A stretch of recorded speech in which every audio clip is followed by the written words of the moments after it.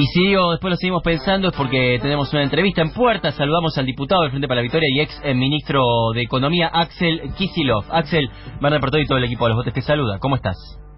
¿Cómo estás, Bernard? ¿Cómo andan? Bien, a ver, si te parece, empecemos por la fecha de hoy, 24 de marzo. ¿Qué balance haces de lo que ha ocurrido con toda la política de derechos humanos en este año y qué es lo que se va a expresar hoy en la marcha, no? Vos vas a marchar, me imagino. Sí, ahora estaba por salir para allá, lo que pasa es que teníamos que administrar el tema de los chicos y claro, bueno, sí. Nos van a acompañar un rato a la tarde, pero desde tan temprano no los podemos llevar, así que con mi mujer vamos a ubicarlos en algún lado con unos compañeros que después más tarde van a venir con ellos y sus hijos.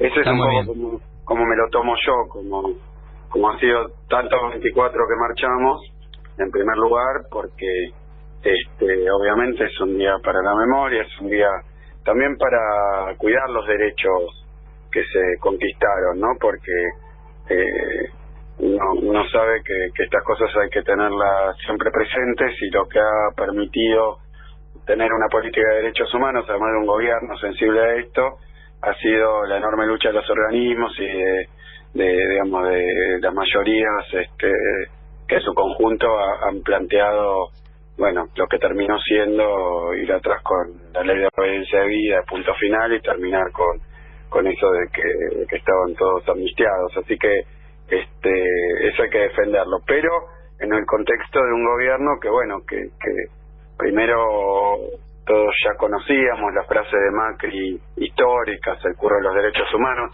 Marco esta porque acabo de ver que el bloque de diputados del PRO publicó una foto conmemorativa con dos leyendas. Una de ellas es algo así como dice, a ver, ahí te digo. Hay dos. Una dice, los derechos humanos no tienen dueño. Nunca más a los negocios de los derechos humanos, dice, y nunca más a la interrupción del orden democrático, ni siquiera al golpe de Estado. O sea que yo creo que está bien que se manifiesten, pero bueno, una frase desafortunada, triste y muy reaccionaria del presidente, como vamos a terminar con el curro de los derechos humanos, la han convertido en una política de Estado aparentemente y en una consigna de su fuerza política. Yo creo que eso también marca una continuidad con la discusión negacionista que ha hecho parte importante de los funcionarios, Gómez Centurión, por supuesto, lo pérfido, sobre la cantidad de desaparecidos, lo cual muestra una vocación del gobierno de Macri de retroceso en términos de cuestiones que ya estaban, entendíamos nosotros, bastante saldadas, porque todo eso tiene una historia también, que es que bueno, lo que fue el retorno a la democracia o la dictadura militar, pero después el retorno a la democracia, nunca más, la dificultad para llevar adelante los juicios, para encarcelar a los culpables, para darles castigo a los culpables, la lucha de las abuelas, de las madres, de los hijos, de los familiares. Bueno, todo eso evidentemente no está dentro del panorama y el espectro emocional, ni político, ni ideológico de quienes nos gobiernan hoy. Así que, bueno, es importante porque hay que recordarle probablemente al gobierno en la calle que sus ideas son sus ideas y probablemente un pequeño grupo que los rodea, pero no son las ideas de la mayoría de los argentinos. Buen día, Axel. Estefanía Pozo te saluda. ¿Qué tal, Estefanía? Bien. Ayer particularmente se conoció la elevación a juicio oral de la causa de Dólar Futuro. ¿Qué lectura hacen ustedes respecto de qué sendero va a seguir esa causa? Mira, te digo hacia adelante. La lectura que hago, porque sí, muchas veces se ha escuchado que yo digo, bueno, obviamente que lo ha dicho también principalmente Cristina, esta es una causa de naturaleza política, ¿no? Sí. Pero quiero ser más preciso con esto, porque no estamos diciendo, bueno, uno puede en el fondo decir todo es política, la justicia, pero acá es muy claro, acá no hay ningún delito de nuestro gobierno, y yo creo que nadie, especialista, jurista, de la materia, o siquiera observador más o menos calificado de esta cuestión, nadie puede decir que acá hay un delito. No hay figura jurídica que encuadre dentro de esto, que están tratando de calificar de delito y que ya ha avanzado mucho en la justicia. Es un desquicio, realmente un desquicio, muestra que está desquiciada una parte del Poder Judicial y es una verdadera vergüenza. Yo creo que esto hace historia, como lo hizo también el juicio de los fondos buitres, esto también hace historia en la doctrina judicial argentina y bueno, es una parte calamitosa y negra de esa historia, porque quiero explicarlo para que lo entienda todo el mundo. Sí. Sí, primero, si nos ponemos a juzgar las políticas económicas de los gobiernos, qué sé yo, bueno, empecemos a jugar el corralito, a quien benefició y a quien perjudicó, la especificación asimétrica, el tarifazo de Macri, la devaluación de Macri. La verdad que juzgar las políticas económicas, yo creo que ya es una materia que bueno, que diría un abogado, es no judiciable, porque obviamente el Poder Ejecutivo tiene posibilidad de operar sobre las variables económicas, obviamente modificándolas de lo que serían si obrara el mercado. Acá un poco lo que se plantea como un delito es que dice el juez Bonadío que el tipo de cambio tenía que ser no sé cuánto y que el Banco Central, ni siquiera Cristina, pero el Banco Central operó el dólar futuro, es una operación que hacen todos los bancos centrales del mundo, a un precio que era inadecuado. Pero la cualidad, uno podría juzgar el corralito, decir, bueno, vino un gobierno, aplicó el corralito, fue mucha pérdida para la sociedad y para el gobierno. Ahora, claramente, en este caso, lo que se hizo a través de esa política de central fue evitar una corrida cambiaria, lo cual a todas luces era bueno. Era una buena política evitar una corrida cambiaria. Claro. Y una devaluación. Y a tal punto era buena que nuestro gobierno no la hizo, vino el de Macri y la hizo y generó las pérdidas. Pérdidas para el Estado, cuando devaluaron todo lo que el mercado, entre comillas, quería devaluar, lo llevaron a 16 y perdió plata el Estado con el dólar futuro, pero mucha más que el dólar futuro, porque todas las tenencias de peso del Estado se devaluaron, todo se devaluó. Perdió mucha guita la sociedad, que hoy lo estamos viendo, porque el paro de los maestros en parte es eso. La devaluación generó mucha inflación y las paritarias no alcanzaron esa inflación. O sea que perdió guita la gente, perdió guita el Estado por una decisión de Macri. Ahora, ¿todos perdieron? No, ganaron. ¿Quiénes? Entre otros, los funcionarios de Macri devaluando. Porque cuando devaluaron se cobraron los contratos que tenían de dólar futuro a un precio que incluso Quintana, Caputo negociaron, porque ni siquiera era el de la devaluación, sino que lo negociaron distintos para cobrarlo. Claro. O sea que hay una medida que perjudicó a todos, menos unos pocos, y esos pocos, digamos, le echan la culpa al gobierno que evitó también una transferencia de ingresos tan formidable como la que ha hecho el Estado con esto. Pero repito, aún si a alguien no le gustaba esa operatoria o ese tipo de cambio, puede discutirlo todo lo que quiera. Lo raro es ir a juicio, porque te digo, ahora, hoy leyendo todos los diarios, uno ve que al gobierno de Macri le dicen que hay ahora atraso cambiario. Sí, ¿no? Eso se dice mucho en el establishment económico, por lo menos le vienen reclamando desde ese tiempo. Y en la tapa de los diarios de mayor circulación. Si es verdad que hoy hay atraso cambiario, todos los dólares que está vendiendo el Banco Central, por ejemplo los que se han ido en fuga, son un desfalco al Estado, porque está vendiendo dólares que debería vender a 20, los está vendiendo a 16. Uno puede calcular esa pérdida, ir a buscar penalmente, pero yo entiendo que la política de Macri hoy es la de atrasar el tipo de cambio, no de evaluar. Claro. Y no estoy de acuerdo con muchísimas de las cosas que hacen. Y tienen pérdida para el Estado. Pérdida en el sentido de que cualquier política económica, cuando el Estado subsidia la energía o regala una silla de ruedas a quien la necesita, hay pérdidas si uno lo ve, pero es una política de Estado. Claro. No se puede medir en el balance. Entonces, ahora, con esto que venías repasando sobre la consideración que hace el juez de la causa sobre el valor que debería haber tenido el dólar, ¿cuáles son las pruebas en las que se basa Bonadío para decir cuál es el tipo de cambio que tenía que haber? Porque ahí también un poco está la clave, ¿no? sí, mira, lo primero que dice, esto es un poquito más técnico, pero él se basa en los diarios de la época que decían que el dólar tenía que estar tanto, y a unos contratos que se hacían en la ciudad de Nueva York, que es un mercado completamente distinto de un activo distinto, porque hay futuros que se hacen en el exterior, en los mercados especulativos, pero son en dólares y se pagan con dólares. Los contratos de futuro de Argentina son en pesos, o sea, el Estado no o pone... sea, cita contratos de Estados Unidos. Sí, bueno, intentaron hacerlo, lo que pasa es que todos los especialistas que fueron, incluso los especialistas que toman ellos, que son todos de Macri, digamos, los que hacen la denuncia son del PRO, y los especialistas que usa Bonadío, que son Prat Gay, Redrado, son todos del PRO también.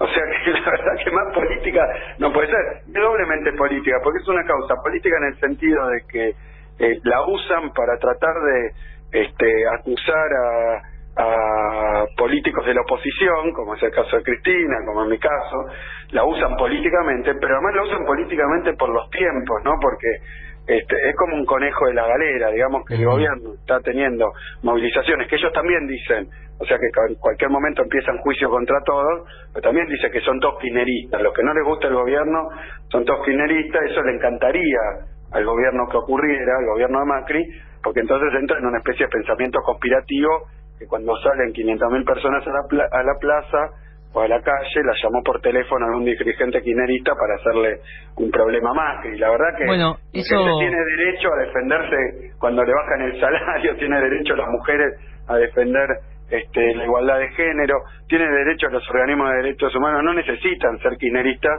porque Macri la verdad que ha agredido a través de sus políticas a sectores inmensos de la población, a los jubilados, a todos los sectores que se sienten perjudicados, que probablemente, porque tienen derecho a hacerlo, protesten. Eso no los convierte ni en opositores ni en kirchneristas, los convierte simplemente en quienes se están dando cuenta de que Macri no ha cumplido nada de lo que dijo.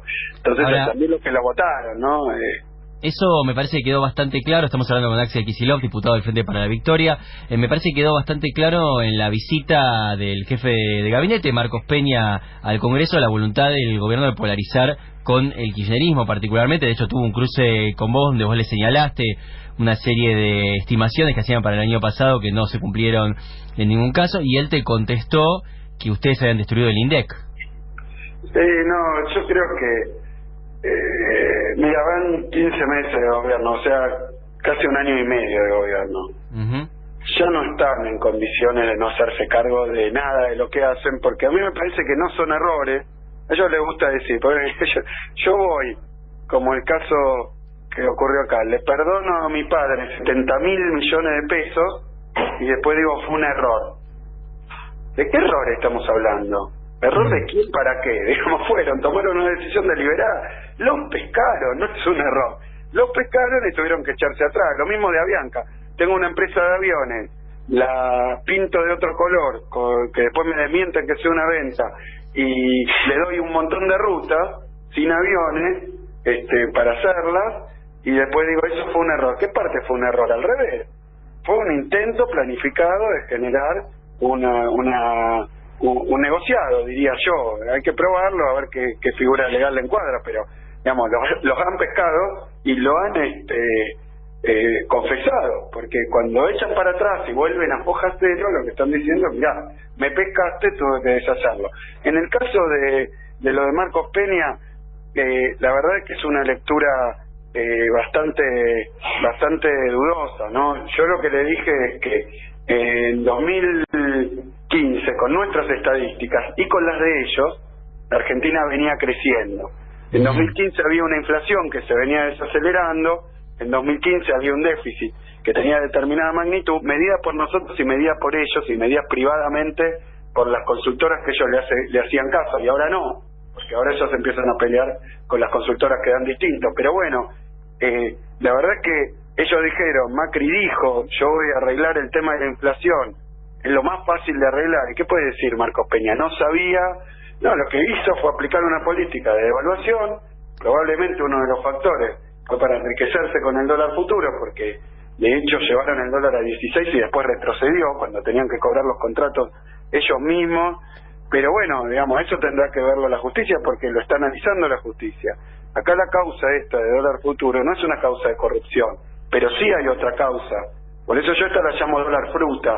Como la llaman así, no dólar futuro. La de dólar futuro es la de unos tipos que llegaron al gobierno, tenían contratos ellos mismos, devaluaron, cuando además si devaluaron rápidamente, cobraron esos contratos, después empezó a apreciarse la moneda para colmo, o sea que ellos tienen muchas cosas que explicar, porque la persona que negoció cuánto iban a cobrar los que tenían contratos de dólar futuro tenía un montón de contratos de dólar futuro, ya figura en el expediente de casualidad también, porque eso lo vimos cuando fue a declarar uno de los que a Bonadío.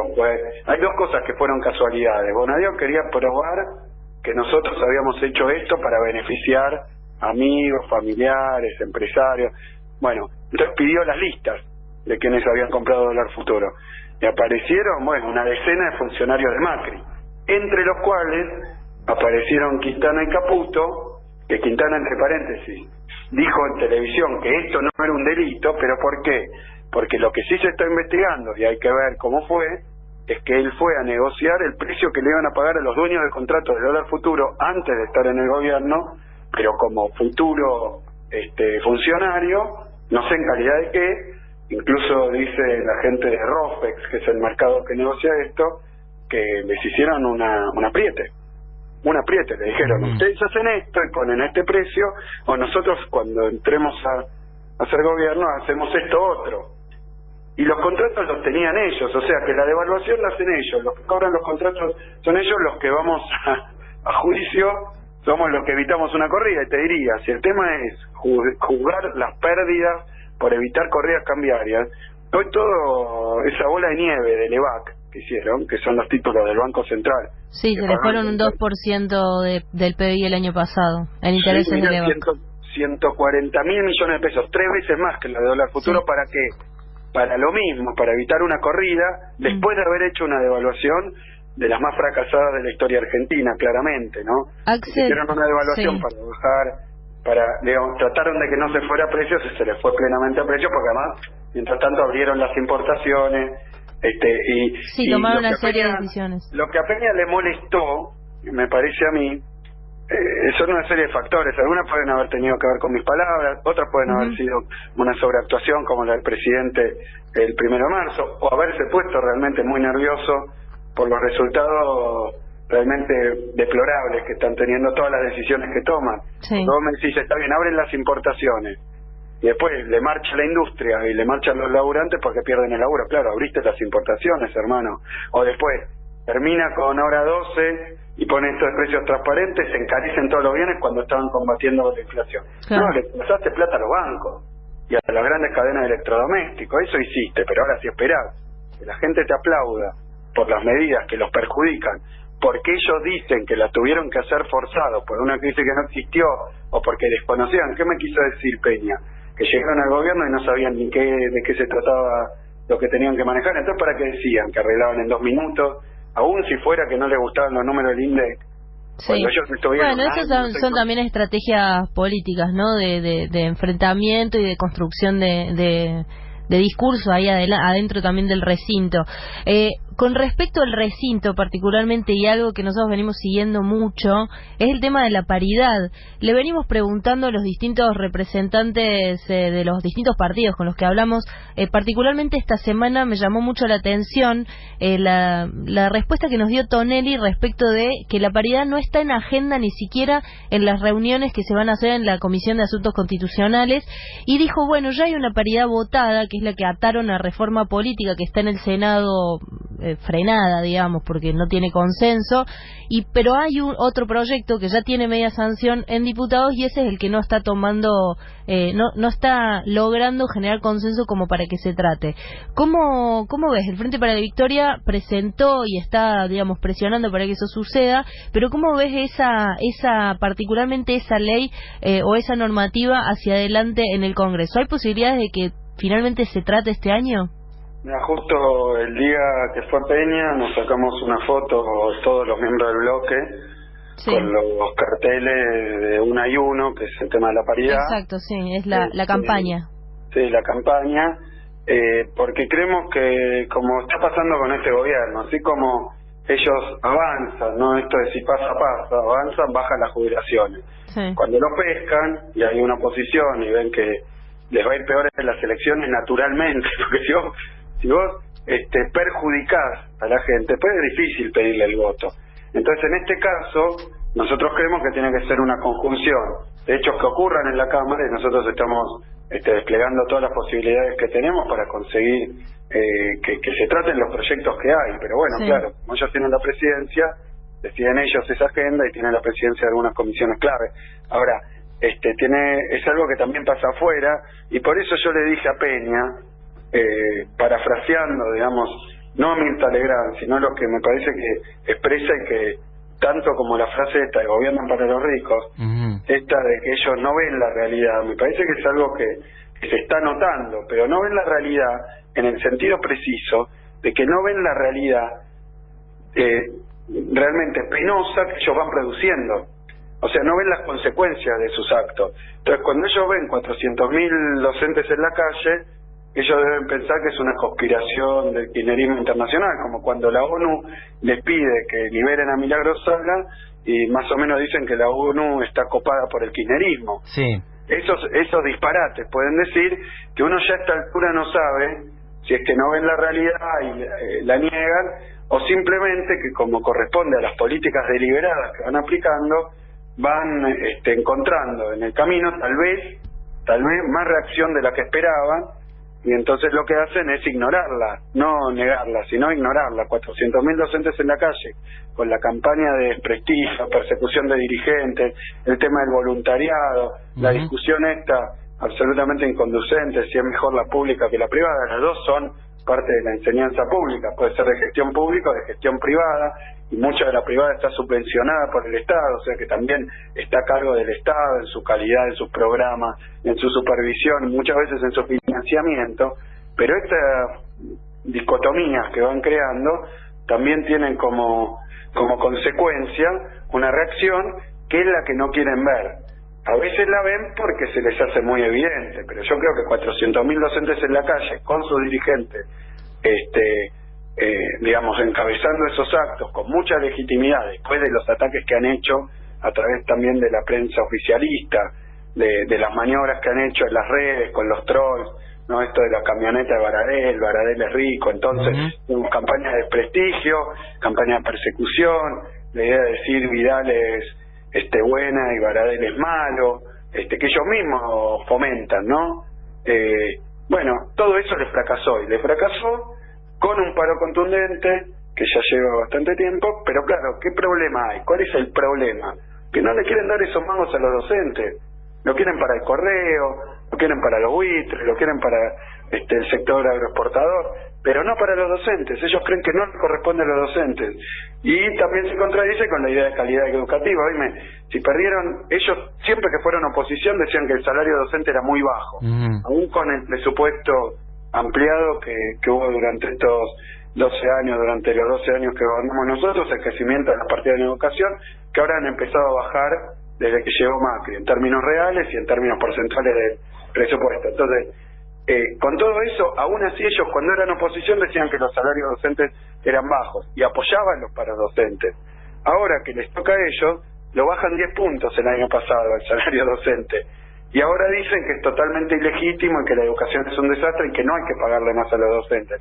La verdad es que es tanta la contradicción, sí, que yo creo que además va generando un poco de los sectores que los apoyaron, porque entre los maestros, lo dicen los propios dirigentes, no tuvieron pocos votos los de Cambiemos, pero ahora viene la agresión desde el gobierno.